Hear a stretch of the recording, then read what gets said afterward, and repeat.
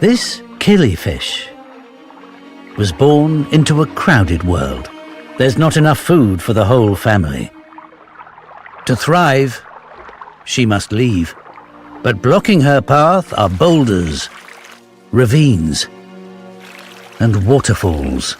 Surely an impossible journey for a fish the size of your finger.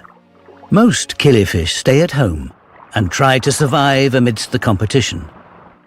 But she's one of just 10% that have an urge to explore. She launches herself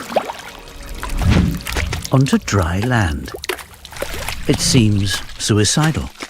Most fish would pass out within minutes, so she shifts her weight onto her tail and leaps into the air, flying an incredible 8 times her own body length. She can't afford to jump aimlessly, so she looks for the telltale shimmer of water, then reorientates her body and backflips in the right direction.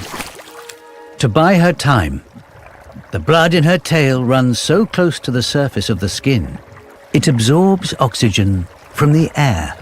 In fact, she can survive for up to 15 hours out of water and travels 6,000 times her own body length until she reaches her new home.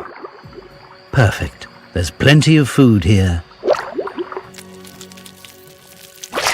and she has it all to herself.